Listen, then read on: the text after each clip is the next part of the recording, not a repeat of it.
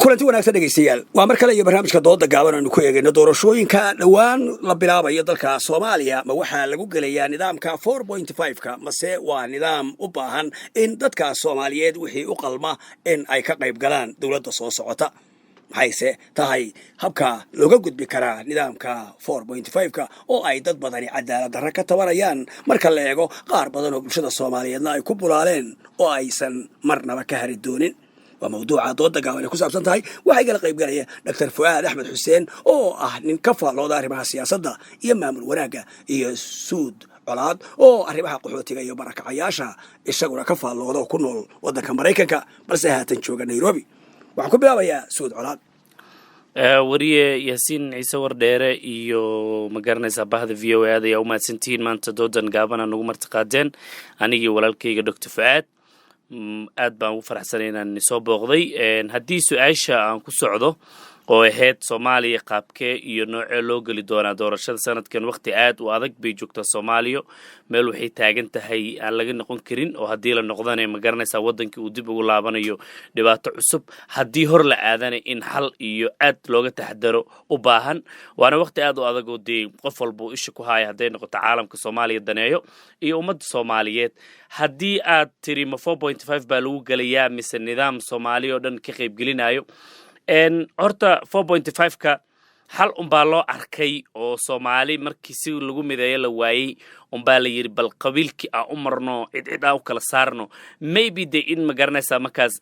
dadkii Keenay ay kala hayeen dan hoose laakiin waa uu nala mariyo qabiilkii 4.5 kaasoo nagu soo galay adigoo wariyay cadaan saa sheegtay dadna way ku bulaaleen dadna way ku dulman yihiin laakiin maanta asaga baan hor yaalo oo aan doorasho ku aadi doonaa wax kale oo aan hayna ma jiro Dr. Fuad Axmed Xuseen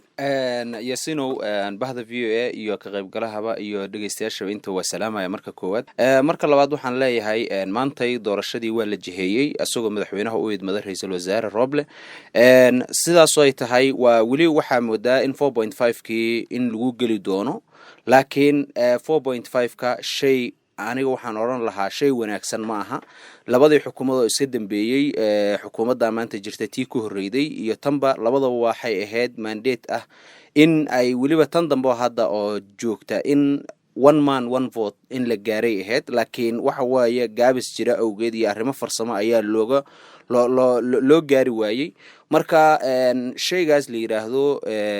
4.5ka waa wax 20kii sano iyo xogaagii ugu dambeeyay Soomaaliya jaha wareeriyay shay wanaagsanna ma aha haddii marka xukuumadahan dambe ay gaabiyeen shirkii hadda ugu dambeeyay oo dawladaha xubnaha ka ah iyo dawladda federaalka dawladaha xubnaha ka iyo dawladda federaalka ay saxiixeen wuxuu ahaa in looga gudbo systemka la yiraahdo 4.5ka xukuumadda hadda la soo dhisi doono 2 bilood kadib in roadmap ayay keeneen qariirad loogu gudbi doono systemkan qariban oo Soomaaliya kala irdheeyay oo qabaa'iladii iska hor keenay marka waxaan leeyahay alla idankiis inay miro dhali doonto September 2023 ilaa agagaarkaas loo qorsheeyay marka alla waxaan ka baryaynaa in uu kii taabagala noqdo heshiiskaas Suud Olat dad badan oo Soomaaliyeed ayaa waxa ay wali ka walaacsan yihiin sida Dr. Fuad uu sheegayo 4.5ka waqti yar miyaan looga gudbi karin haba lagu gala hadee 4.5ka horta in laga gudbo way adkaan doontaa because maalinba waxba baranaysa mogtahay dadkii Soomaaliyeed 4.5kan hadda dad waxay u arkeen inay wax ku helaan dad waxay u arkeen inay ku dulman yihiin dad ayagaba marka hore dulmanaa oo minority ahaa oo la dhihi jiray waa laga tiri badan yahay ani ma aaminsan Soomaaliya kala tala badan tahay ma aaminsan inay kala sareyso laakiin qabiilkii 4.5kii waa dadku wuxuu yiri qaarna rubcaatiin qaarna nuskilaatiin qaarna kiilaatiin dad baaba waxay ku leeyihiin ba annaga dad la yaso dad la dhibo dad waxba la siina ahayn 4.5 baaba noogu horreeyay kursi aan fariisanaba kuwaas u qancinaysa marka wixii complicated baa laga dhigay waxa laga dhigay wax isku xiran oo cid furfuri karta jirin haddii in la furfuro loo baahdana waxay u baahan tahay Soomaali aqoon-yahankeedii culimadiinkeedii siyaasiyiinteedii dhalinyaradeedii ma garanaysaa inay fadhiistaan oo la dhaho war waxaan qabiil iyo qabiil ku dulman iyo qabiil waan ku qanacsana dhahayo waan ku baaba'sannahay sideen oo gudubnaa laakiin maanta la joogo iyo waqti dambe iyo madaxweynaha soo socdaba aniga uma jeedo in laga gudbi karo because runtii in laisku sheegaa fiican waxaa la dhahay realityga iyo waxa meesha yaallo in laisku sheega waa mogtahay 4.5ka hadda waan ku wada jirnaa oo waa lagu qaabaysan yahay from rais Kamboni 4.5 wax lagu qaybiyaa so waa in dawladda soo socota haday dhacdo horta dawladda inay doorasho dhacdo waa arag doorasho wax laga mar waa aragtay oo dhibka qabiiladii si loo kala furfuro la garan weeyay inay doorasho dhici weey 8 bilood isku qataarnaa hadda sidoo walaalkii Fuad sheegay maadaama la yiri ra'iisul wasaarihii qaranka la wareegay oo hawsha wadayo inuu meel kale ku wada ma jirto halka wado haysto waa 4.5 markuu ku wado aqoonyahanka Soomaaliyeed ee generationka hadda soo baxay jiilkan cusub ee ma garanaysa aqoonta leh inay la imaadaan aqligi oo aqligi ilaa lagu maneystay ee dhahaan how can we inta ka aadayna halkan saas ay wax uga baxaan laakiin hadda dadkii keenay oo generationka hadda qaarkood dhamaanayaan inta badan way dhinteen dadkii imbakaas shirki 4.5 lagu keenay arti ka qayb galeen inta badan way dhinteen jiil cusub soo baxay jiilkaas u taala marka ilaa adduunka jiil walba jiil u badbaadiya jiilkaas 4.5 kan dadkii xaq bay u arkayeen wuxuu arkayeen wax oo meel lagu gaari karo oo dawladnimada ku soo gaarnay in la isdoorto dawladda ugu dambeysay hadda madaxweyne lagu doortay Muqdisho soo in bal aan aqli la keeno 4.5 kan ku soo meel gaarnay haba xumaade ilaa Soomaaliya ma maade waxa la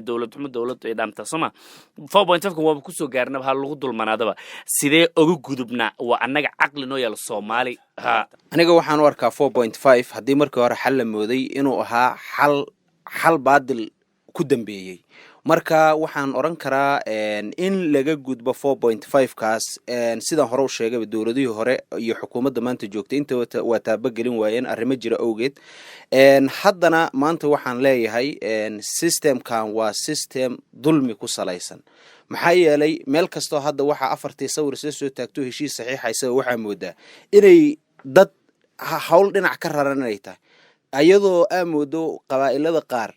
ama qabaa'ilada waaweyn ayagoo inay ku dulman yihiin qaarkood oo miiska ay ka maqan yihiin heshiisyada hadda ugu dambeeyay waxa moodaa in la yiraahdo marka qaar dadka durahaya oo sida dhaliisha xaqa ku salaysan ay markay dhaliilahayaan waxa moodaa in la leeyahay qabaa'ilada qaar maqan qabaa'iladii qaar masiirkooda aaway sida hadda qabaa'ilada ay ugu badan yihiin dadka ka soo jeeda waqooyi oo kale shirki hadda ugu dambeeyay oo ka dhacay Muqdisho oo engineer Roble uu ra'iisul wasaaraha uu daadihinayay asoo madaxweynaha u idmaday aaway qoysaska qaar aaway mataladoodi aaway meeshii masiirkooda looga talinayay miyay fadhiyeen marka waxaan oran karaa systemkan 4.5 ka shay wanaagsan ma aha lamana oran karo Soomaalida asagii yaabsi kala fadilahay marka meesha maanta waxa loo baahan yahay in loo laabto dib u heshiisiin Soomaaliyeed kadib markii dib u heshiin Soomaaliyeed dastuurkii in la dhameystiro dastuurkii markii la dhameystiro kadibna la aado sidii looga shaqeyn lahaa bulshada lagu midayn lahaa oo nin kastaba uu codkiisa uu ku cilbixi lahaa hadii aad tahay qabaa'ilada in nusqaan ay ku jirto lagu sheego iyo hadii aad tahay qabaa'ilada waaweyn oo lafoynta isku sheega intaba waxa midayn kara oo kaliya in loo celiyo awoodda shacabka oo qof kastaba uu codkiisa la soo shirtago uu doorto matalaadii siyaasadda ku matalayo qof kasta ayaa kara ma aha shayga xalka ama wanaaga ama bini'aadanimada ama islaamnimada ku jirto ma aha inuu ku matalo nin qabiilkaaga laakiin waxay tahay in uu ku matalo qofkii u wajahayn kara qaranka dadnimada diinta wadada saxda ninkii ku hogaamin kara ayaa la rabaa inuu ku matalo ugu dambeyntii Suud Olat waad arkaysaa labadiina ma kala fogadin marka la eego in 4.5 uu cilad yahay balse qaabka looga gudbi karo soo koobaya maxaa halka waragta qaabka loo gudbi karo horta soo sheegay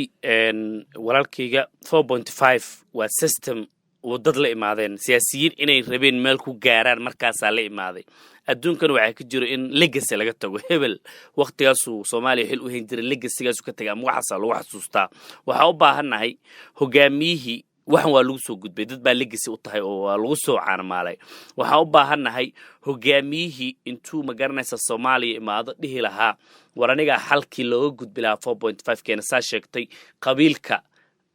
gabadh inagtii maxay tiri aqoon-yahanada ahayd maalinkii doorashada soo dhamaato